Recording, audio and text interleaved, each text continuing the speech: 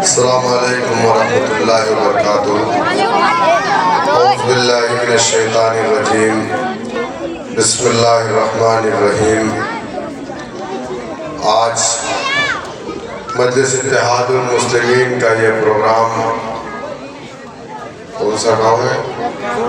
Gram سورہا Bareilly میں جناب رفاقت حسین صاحب جو اس پروگرام کے آرگنائزر ہیں، میں ان کا شکریہ ادا کرتا ہوں کہ آپ نے اور ان کی ٹیم کا، اور جو ہمارے ضلع مہاسچیو ہیں میں ان کا بھی شکریہ ادا کروں گا کہ آپ لوگوں نے آج اپنے گاؤں میں مجلس اتحاد المسلمین کا یہ نکڑ سبھا کا آیوجن کیا، اور ہم لوگ اتر پردیش میں لگاتار مجلس اتحاد المسلمین کی پیغام کو جو ہمارے قائد نقیب ملت جناب بیرسٹر اسدالدین اویسی صاحب نے ہمیں دے کر بھیجا ہے، وہ آپ کے درمیان میں ہم پہنچانے کا کام کر رہے ہیں۔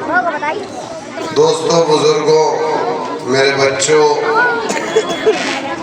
ہم لوگ آپ کے درمیان میں آئے ہیں، اور ہماری لڑائی کیا ہے آپ کو اس بات کو سمجھنا ہوگا۔ ہماری لڑائی کوئی کھیت کی لڑائی نہیں ہے، ہماری لڑائی سڑک کی لڑائی نہیں ہے، ہماری لڑائی زیور کی لڑائی نہیں ہے، ہماری لڑائی یہ نہیں ہے کہ تم مجھے آسمان سے چاند اور تارے لا کر کے دے دو۔ ہماری لڑائی صرف یہ ہے کہ ہم اس پردیش کے اندر انصاف چاہتے ہیں، امن چاہتے ہیں، اور اپنے اوپر ہو رہے ظلم اور ستم کا خاتمہ چاہتے ہیں۔ میرے دوستوں، میرے بزرگوں، اللہ کے رسول صلی اللہ علیہ وسلم کے امتی ہم ہیں، اور ہمارے آقا نبی کریم صلی اللہ علیہ وسلم نے ہمیں جو درس دیا ہے وہ درس یہی ہے کہ اے میرے قوم، اے میری امت کے لوگوں، تمہارا کام ہے لوگوں کے درمیان میں انصاف قائم کرنا، تمہارا کام ہے ظلم کا خاتمہ کرنا، تمہارا کام ہے مظلوموں کی حفاظت کرنا، تمہارا کام ہے ظالم کو اس کے ظلم سے روکنا۔ میرے دوستوں، میرے بزرگوں، وہی پیغام ہم آپ کے پاس لے کر کے آئے ہیں۔ یہ پیغام اتحاد کے نام سے جو ہمارے یہ پروگرام جگہ جگہ منعقد ہو رہے ہیں، میرے دوستوں، میرے بزرگوں، ہم سب جانتے ہیں، اگر ہم 1400 سال پہلے کی اپنی تاریخ کو پڑھیں گے تو ہم پائیں گے کہ ہمارے آقا جو ہمارے آئیڈیل ہیں، دنیا میں ہمارا کوئی دوسرا آئیڈیل نہیں ہے۔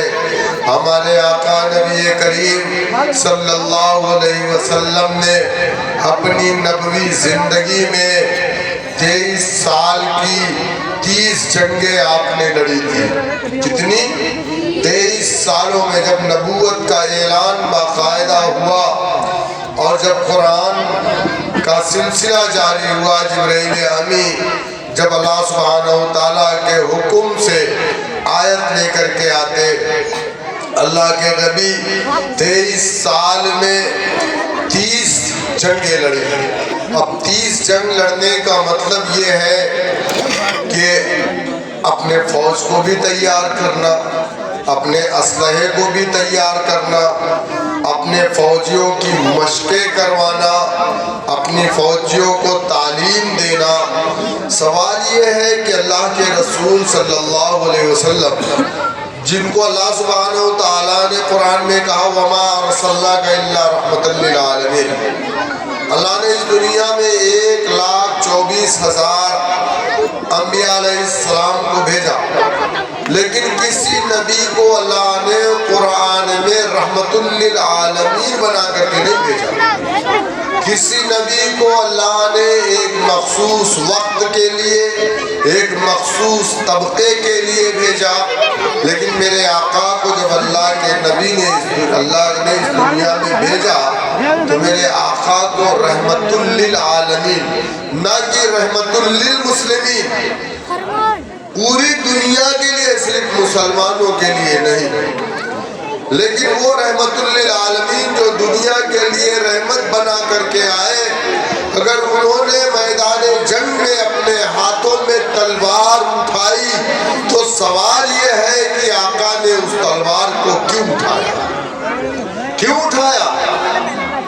آقا نے اس تلوار کو ظالموں کے خلاف اور مظلوموں کی بچاؤ میں انصاف کو قائم کرنے کے لیے، ناپ تول میں جہاں گڑبڑیاں تھی اس کو صحیح کرنے کے لیے، ملاوٹ خوری کو ختم کرنے کے لیے، دنیا میں برابری کا درجہ دینے کے لیے، کوئی بڑا چھوٹا نہیں، کوئی کالا گورا نہیں، کوئی سید قریشی پٹھان انصاری منصوری نہیں، تم مسلمان ہو، تم میں سب سے افضل وہ ہے جس کے اندر سب سے زیادہ تقویٰ ہے۔ اللہ کے نبی نے یہ پیغام دیا، تم ذات اور برادری کے نام پر کسی پر ظلم نہیں کر سکتے، تم عقائد اور مسلک اور مذہب کی بنیاد پر کسی پر ظلم نہیں کر سکتے، اور جو ظلم کرے گا اس سے میری تلواریں مقابلہ کرنے کو تیار ہے۔ یہ آقا کا پیغام ہمارے لیے ہے۔ آج ہم جو کر رہے ہیں، لوگ یہ سوچ رہے ہیں کہ ہم بدھائک بننے کے لیے، ایم پی بننے کے لیے، ہم منسٹر بننے کے لیے نہیں کر رہے ہیں میرے بھائی، ہم آقا کے دین کو مزید آگے بتانے اور اس پہ عمل کرنے اور خود اس پر چلنے کا کام کر رہے ہیں۔ آج انصاف قائم کرنے کے لیے وہ کون سا طریقہ ہے جسے آپ اپنائیں گے؟ آپ بتاؤ مجھے بھائی۔ پہلے تو یہ تھا، چلو جب دیش کے اندر سنویدھان نہیں تھا تو نواب صاحب ہوتے تھے، زمیندار صاحب ہوتے تھے، تو نواب صاحب کے یہاں یا زمیندار صاحب کے یہاں پنچایت ہوتی تھی، دو لوگوں کے جھگڑے کو نواب صاحب اور زمیندار صاحب فیصلہ کرتے تھے، وہ فیصلہ مانا جاتا تھا، اور نواب صاحب کی نوابیت ایک گاؤں میں نہیں بلکہ کئی گاؤں میں ہوتی تھی، چودھری صاحب کی چودراہٹ ایک گاؤں میں نہیں کئی گاؤں تک ان کے فیصلے سنے جاتے تھے اور مانے جاتے تھے۔ لیکن میرے دوستوں، میرے بزرگوں، ہمارے دیش میں سنویدھان آنے کے بعد ہمارا دیش کا سنویدھان بھی وہی بات کہتا ہے جو میرے آقا نے کہا۔ سنویدھان بھی مساوات، برابری کی بات کرتا ہے، دین اسلام بھی مساوات، برابری کی بات کرتا ہے۔ اگر اسلام برابری کی بات نہ کرتا تو بلال حبشی کو آقا اپنے کندھوں پر پیر رکھ کر کے خانہ کعبہ کی چھت پر نہ چڑھا کر کے حی علی الصلاۃ کی صدا کو نہ گونجواتا۔ یہ اس بات کا ثبوت ہے کہ بلال حبشی ایک دلت سماج سے تعلق رکھتے تھے، لیکن ان کا پیر کس کے کندھے مبارک پر؟ سوچو آپ۔ اور اللہ کے نبی کے صحابیوں میں سے سب سے چہیتے صحابی کا نام حضرت بلال حبشی رضی اللہ تعالیٰ۔ لیکن آج ہمارے دیش میں ہمارا جو سنویدھان ہے، جو برابری، سمانتا، ایکوالٹی کی بات کرتا ہے، کیا آج اس دیش میں سنویدھان کا قانون ہے؟ بتاؤ آپ مجھے۔ ارے ہمارے دیش کا سنویدھان تو کتا، بلی، سور اور بندر، چوہا، چھچندر کھانے والوں کو بھی کہتا ہے کہ تمہیں اگر چھچندر پسند ہے تو کھاؤ، وہ کھا رہے ہیں۔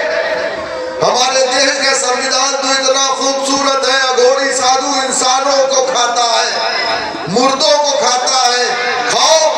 संविधान कहता है तुम्हें जो पसंद है। इस देश में तो प्याज और लहसुन ना खाने वाले लोग भी है। संविधान कहता कोई बात नहीं, तुम्हारी पसंद का मामला। इस देश में कुर्ता पैजामा सफेद पहनने वाले भी है और इस देश में भगवा कलर का भी पहनने वाले भी है। इस देश में दाढ़ी बड़ी रखने वाले भी है, इस देश में दाढ़ी छोटी और छिलाने वाले भी है। हमारे देश का संविधान इजाजत देता है। इस देश में नकाब पहनने वाले भी है, इस देश में नकाब नहीं पहनने वाले भी है। इस देश में साड़ी का पल्लू निकालने वाले भी है, घूंघट। इस देश में घूंघट ना निकालने वाले भी है। लेकिन इस देश में एक ही समाज को टारगेट क्यों किया जा रहा है? कभी आपने सोचा? नहीं सोचा। हम तो बड़े लोग हैं, बड़े की बिरयानी खा करके शाम को जाकर के सो जाते, हम तो सोचते ही नहीं, हम तो सोचते ही नहीं। सोचो, कभी मुहासबा करो।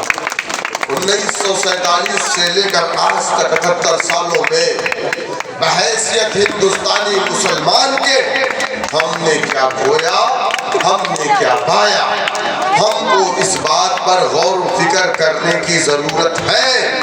एक वक्त था तुम्हारी मस्जिदों की सदाएं दूर तक जाती थी।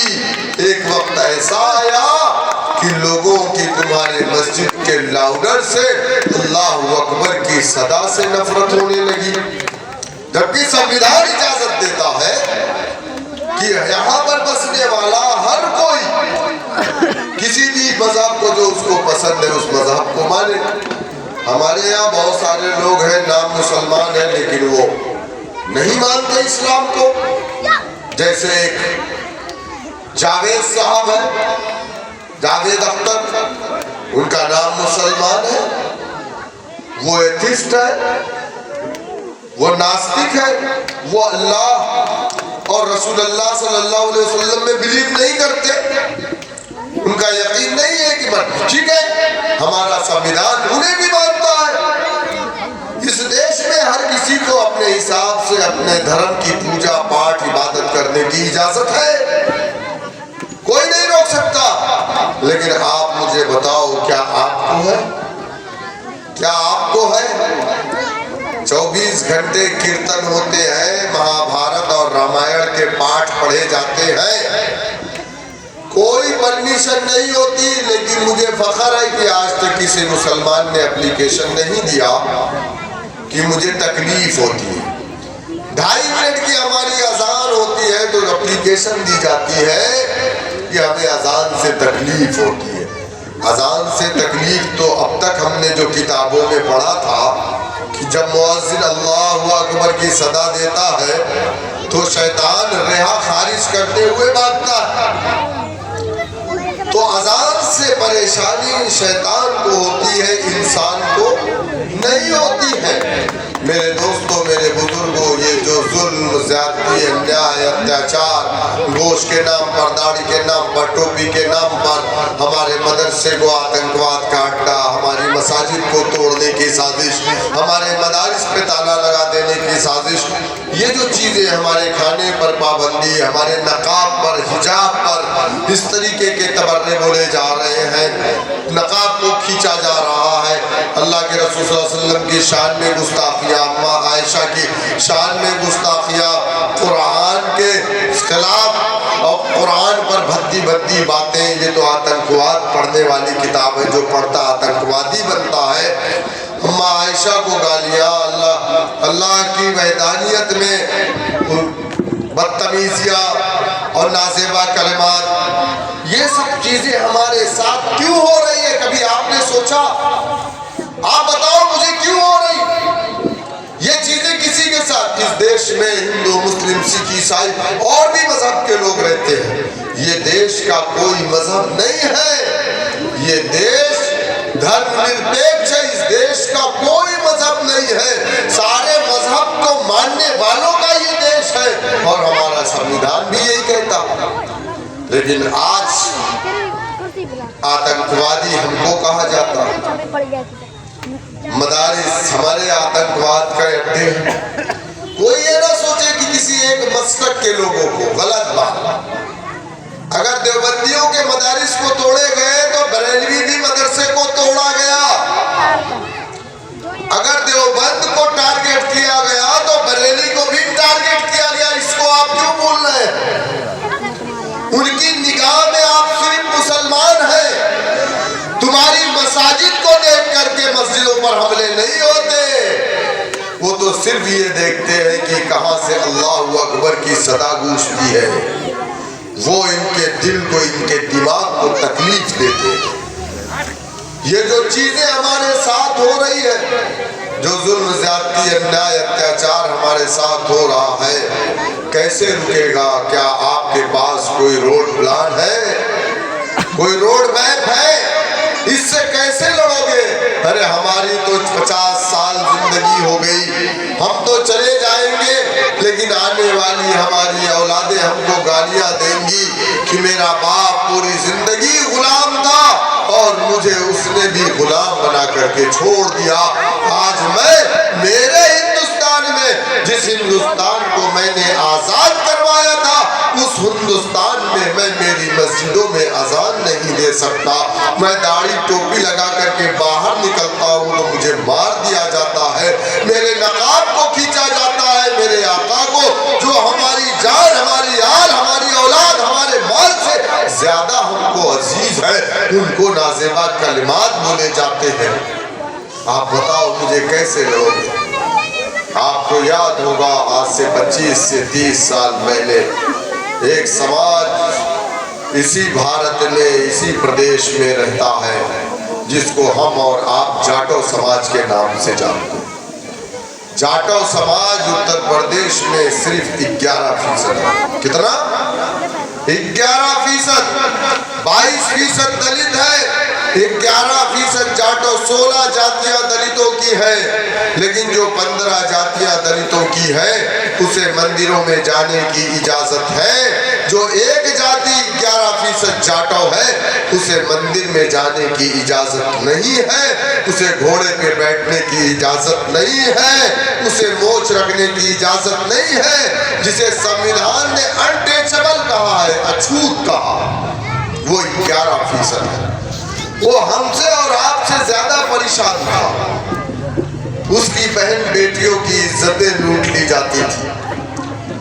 آپ کے گھر کے جانور مر جاتے تھے، آپ اس کو بلاتے تھے، آپ کے جانور کو لے جاتا تھا، میدان میں اس کی چمڑی کو چھیلتا تھا، اس کے گوشت کو کاٹ کر کے لے جا کر کے اپنے بچوں کو کھلاتا تھا، اس چمڑی کو لے جا کر کے بازار میں بیچتا تھا۔ صبح اٹھ کر کے اپنے گھر کی نہیں، آپ کے گھر کی گندگی کو صاف کرتا تھا۔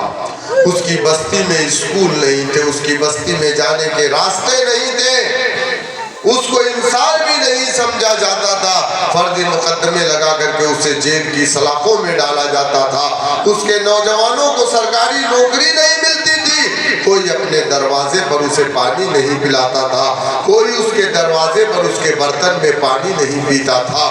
لیکن آج اگر وہ ہم سے بہتر حالت میں زندگی کو گزار رہا ہے، آج وہ سرکاری نوکری میں بھی ہے، آج اس کا بیٹا پولیس میں بھی ہے، آج اس کا بیٹا ڈی ایم بھی ہے، اس کا بیٹا S S P S P بھی ہے، اس کا بیٹا ڈی جی پی بھی بنا۔ لیکن میرا پوچھنا آپ سے ہے، میرے دوستوں، میرے بزرگوں، آپ کا بیٹا کیا بنا؟ آپ کا بیٹا کیا بنا؟ اور انہیں انصاف کیسے ملا؟ ان کے بیٹے کو سرکاری نوکری کیسے ملی؟ اس کے علاقے میں اچھے اسکول، اسپتال کیسے کھلے؟ انہیں ریزرویشن کیسے ملا؟ ان کو سرکاری نوکریوں میں زیادہ سے زیادہ پردوشن کیسے ملا؟ کیسے بتاؤ آپ مجھے؟ جب تک ان کا نیتا کاشی رام نہیں تھا، جب تک ان کے حالات ہم سے بھی بدتر تھے۔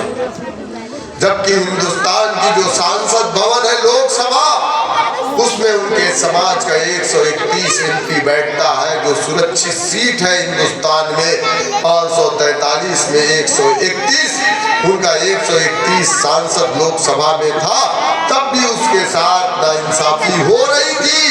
اس کے بارے میں ان کے نیتا بابا صاحب بھیم راؤ امبیڈکر کاشی رام نے کہا تھا، اے میرے سماج کے لوگوں، اگر تم یہ سمجھ رہے ہو کہ وہ سانسد بھون میں بیٹھا 131 MP جو تمہارے سماج کا ہے، وہ تمہارے اوپر ہو رہے ظلم، زیادتی، انیائے، اتیاچار پر اپنا منہ کھولے گا؟ کبھی نہیں کھولے گا، کیونکہ وہ تمہارا نیتا نہیں ہے، بلکہ وہ کانگریس پارٹی کا نیتا ہے۔ جب اس کو نیند آئے گی، جوائی لے گا، اپنا منہ کھولے گا، تمہارے اوپر ہو رہے انیائے پر اپنا منہ نہیں کھولے گا۔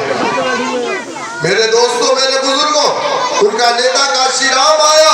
کاشی رام نے اپنے 11% سماج کے لوگوں سے یہی بات کہا، اے میرے سماج کے لوگوں، اگر تم چاہتے ہو کہ تمہارے ساتھ انصاف ہو، تمہاری بہن بیٹیوں کے کپڑے نہ اتارے جائیں، تمہارے بچوں کو سرکاری نوکری ملے، تو اس کے لیے تمہیں جمہوریت کی سب سے بڑی طاقت، لوکتنتر کی سب سے بڑی طاقت، جس کا نام سیاست ہے، سیاست ہے، سیاست ہے۔ جب تک تم سیاست میں، اب جمہوریت میں، لوکتنتر میں اپنا ڈنڈا، اپنا جھنڈا، اپنا نیتا نہیں بناؤ گے، جب تک تمہیں انصاف نہیں ملے گا۔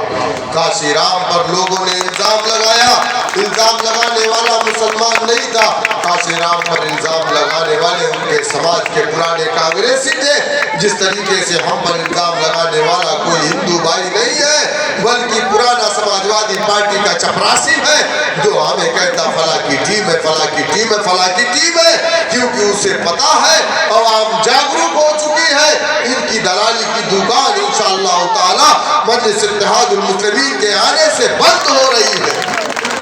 اس لیے ہی ہم پر الزام لگاتے ہیں۔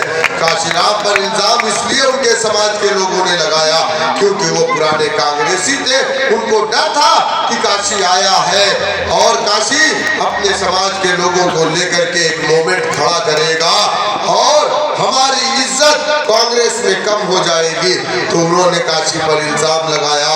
لیکن نوجوان کھڑا ہوا، نوجوانوں نے کہا نہیں پتا جی، اب ہم غلامی نہیں کریں گے، تم نے 78 سال کانگریس کی غلامی کی، اب ہم نہیں کریں گے۔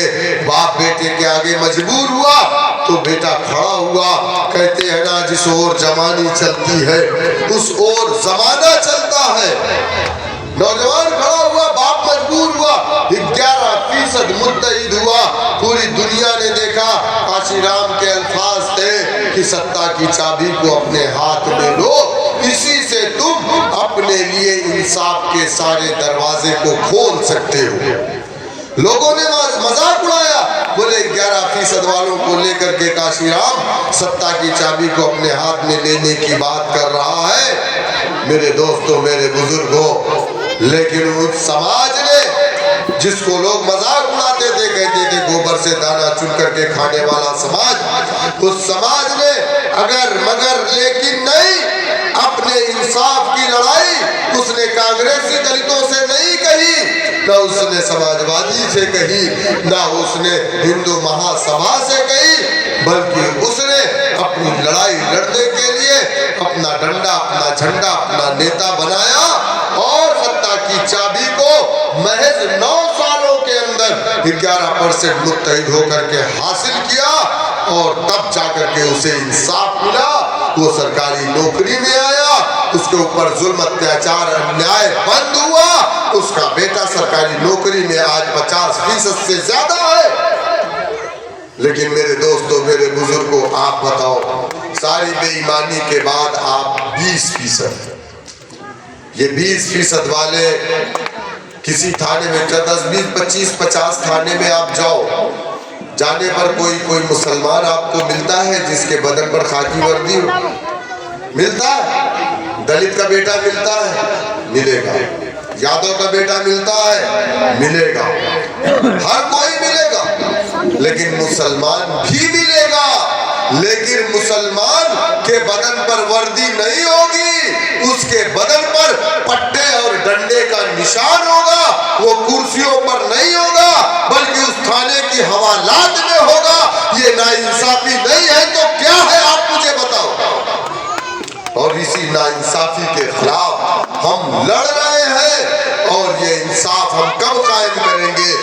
जब हम जिला पंचायत सदस्य बनेंगे तो हमारे दरवाजे पर पंचायत होगी, तब हम इंसाफ की बात, अदल की बात करेंगे। जब हम प्रधान बनेंगे, मुखिया बनेंगे, तब हमारे दरवाजे पर पंचायत होगी। जब हम विधायक बनेंगे तब हमारे दरवाजे पर पंचायत होगी। सारी बेईमानी के बाद आपकी तादाद 20% है। 20% वालों, कम से कम मुत्तहिद हो जाओ और मुत्तहिद होकर के अपने दरमियान से अपना नुमाइंदा चुन करके ऐवानों में भेजो, जहां जा करके वो तुम्हारे लिए हो रहे जुल्म, ज्यादती, अन्याय, अत्याचार पर तुम्हारी लड़ाई लड़े। अगर तुम ये सोच रहे हो कि समाजवादी से जीत करके जाने वाला तुम्हारी लड़ाई लड़ेगा, अरे जब ट्रिपल तलाक पर कानून बन रहा था तो मुसलमान मौलाना भी बैठे थे कांग्रेसी, लेकिन वो नहीं बोले। क्यों नहीं बोले? क्योंकि उन्होंने कहा मेरी पार्टी ने मुझे बोलने का मौका नहीं दिया। अरे लानत है ऐसी पार्टी पर, लानत है ऐसी सियासत पर, जिस पार्टी और जिस सियासत में रह करके मैं मेरे आका की शरीयत के खिलाफ खड़े हो करके जिन लोगों ने कानून बनाया मैं उनसे ना लड़ सका, मैं ना बोल सका, ऐसी सियासत को मैं जूतियों पर रखता हूं। मेरे दोस्तों, मेरे बुजुर्गों, अगर आप अपने मदारिस, अपने मसाजिद, अपनी शरीयत, अपने बच्चों का बेहतर रोशन मुस्तकबिल चाहते हैं तो उसके लिए आपको सत्ता की चाबी को अपने हाथ में लेना पड़ेगा। उसके लिए आपको 20% मुत्तहिद होना पड़ेगा। ये आज हमसे गठबंधन नहीं कर रहे, 7% यादव, 2% बीजेपी के हैं। हम 20% है। हम इनको वोट ना डाले तो अखिलेश यादव को हल्दी ना लगे कभी। हम डालते हैं तो लगती है। हम जिस दिन वोट ना डालेंगे तो इनका एक चेयरमैन नहीं जीत पाएगा हमारे इलाकों से इंशाअल्लाह। लेकिन अब वो दिन आ गया है। बिहार में गठबंधन नहीं किया, बोले नहीं गठबंधन नहीं, मुसलमान का वोट तो बीजेपी का डर दिखा के ले लेंगे। मुसलमान को कुछ नहीं चाहिए, खाली बीजेपी का डर दिखा दो। सुन लो सपा बसपा कांग्रेसियों, मुसलमान और डर ये दो एक जगह इकट्ठा नहीं हो सकते। या तो डर रहेगा या तो मुसलमान रहेगा। जहां से इस्लाम शुरू होता है वहां से खौफ खत्म होता है। जब हम कलमा ला इलाहा इल्लल्लाह का कलमा जिस दिन पढ़ लेते हैं उसी दिन हम अपनी जान को अल्लाह सुब्हानहू तआला के हवाले कर देते हैं। मेरे दोस्तों, मेरे बुजुर्गों, डरना नहीं, घबराना नहीं, हमको नाइंसाफी के खिलाफ लड़ना है। मैं आपसे यही पूछने आया हूँ, क्या इस नाइंसाफी की लड़ाई में जिसका सबसे ज्यादा शिकार हम हैं, इस लड़ाई को लड़ने के लिए आप तैयार हैं? क्या आप तैयार हैं? क्या आप आका के बताए हुए रास्ते पे चलने को तैयार हैं? हमको लाठी और बंदूक तलवार नहीं, हमको सिर्फ उंगलियों का इस्तेमाल करना है। यही उंगली का इस्तेमाल जिसको चाहेगी तख्त पर बैठाएगी, जिसको चाहेगी तख्त पर लिटा देगी। मेरे दोस्तों, मेरे बुजुर्गों, डरना नहीं, घबराना नहीं। जिंदगी एक बार, मौत एक बार। जिस दिन लिखी है दुनिया की कोई ताकत नहीं बचा पाएगी। जो लोग पूरी जिंदगी जंग के मैदान में थे और दुआ की अल्लाह मुझे शहादत की मौत देना, वो जंग के मैदान में नहीं अपने घर के बिस्तर पर मरे। और जो लोग जंग के डर से, मेरी बात को गौर से सुनिएगा, मैं कुरान की बात कर रहा हूं, और जो लोग जंग के डर से अपने घरों में जाकर के छुप गए थे कहीं हमारी जान न चली जाए, अल्लाह ने बिजलियों के जरिए से उनकी जान को कब्ज कर लिया। शद्दाद ने जन्नत बनवाई थी, अपनी जन्नत को देखने के लिए जा रहा था। पूरी अपनी रियाया को बोला अच्छे अच्छे कपड़े पहनो, अच्छे अच्छे खाना खाओ। और जब शद्दाद पहुंचता है अपनी जन्नत देखने के लिए, देखता है एक गरीब, एक फकीर फटे हुए कपड़े में बैठा है। शद्दाद नाराज होता है।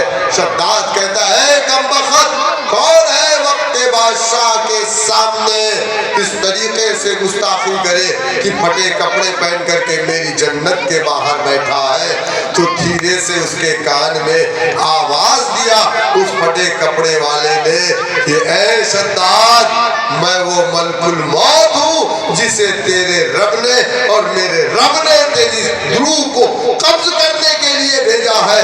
شداد نے کہا اے ملک الموت رک جا، مجھے کم سے کم میری بنائی ہوئی جنت کو تو دیکھ لینے دے۔ شداد ایک پیر آگے بڑھاتا ہے اور اللہ سبحانہ وتعالیٰ کے حکم سے اس کی روح کو ملک الموت نے قبض کر لیا، وہ اپنی بنائی ہوئی جنت کو بھی نہیں دیکھ سکا۔ ایک سانس کے بعد دوسری سانس اللہ سبحانہ وتعالیٰ کی محتاج ہے، ہمارے لیے اللہ کافی ہے۔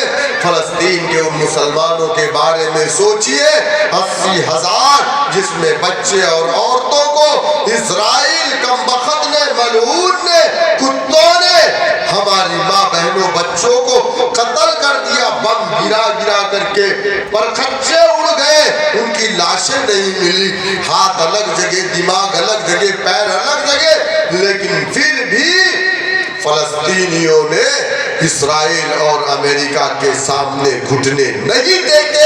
یہی تو اسلام ہے، یہی تو اسلام ہے۔ اور کیا کہا؟ کھانے کو کھانا نہیں ہے، رہنے کو گھر نہیں ہے، پہننے کو کپڑے نہیں ہے، تب بھی آ کر کے فلسطینی کہتا ہے حسبنا اللہ و نعم الوکیل، ہمارے لیے ہمارا اللہ کافی ہے۔ تو اے مسلمانوں، ڈرنا نہیں ہے، گھبرانا نہیں ہے، ان عرب مسلمانوں کی طرح مت ڈرنا جو فلسطین کے ساتھ نہیں کھڑے ہوئے۔ ان عرب مسلمان جو ڈرپوک تھے، جسے امریکہ نے ڈرا کر کے فلسطین کو اسرائیل کے ذریعے سے مروایا، اسی طریقے سے یہاں بھی مسلمان ہیں جو سماجوادی کے ہیں، بی جے پی کا ڈر دکھا کر کے ہمارے ووٹ کو لوٹ کر کے لے جاتے ہیں اور لے جا کر کے اپنے آقا کی حکومت بناتے ہیں۔ میرے دوستوں، میرے بزرگوں، فرعون کو ہرا کر کے نمرود کو جتاؤ گے تو آپ کو عمر فاروق جیسا انصاف نہیں ملے گا۔ آپ کو انصاف قائم کرنے کے لیے خود میدان عمل میں آنا پڑے گا، سیاسی جھنڈے کو اپنا جھنڈا، اپنا پرچم بنانا پڑے گا۔ بیرسٹر اویسی کی قیادت میں اس کاروان کو لے کر کے، پیغام اتحاد کے اس میسیج کو لے کر کے ایک ایک گاؤں، ایک ایک گھر جانا پڑے گا اور جا کر کے کہنا پڑے گا متحد ہو تو بدل ڈالو نظام گلشن، متحد ہو تو بدل ڈالو نظام گلشن، منتشر ہو تو مرو شور مچاتے کیوں ہو، طوفانوں سے آنکھ ملاؤ، سیلابوں پر وار کرو، طوفانوں سے آنکھ ملاؤ، سیلابوں پر وار کرو، ملاحوں کا چکر چھوڑو، تیر کے دریا پار کرو، تیر کے دریا پار کرو۔ کریں گے نا انشاءاللہ؟ کریں گے نا؟ آپ تیار ہیں نا؟ نعرہ تکبیر!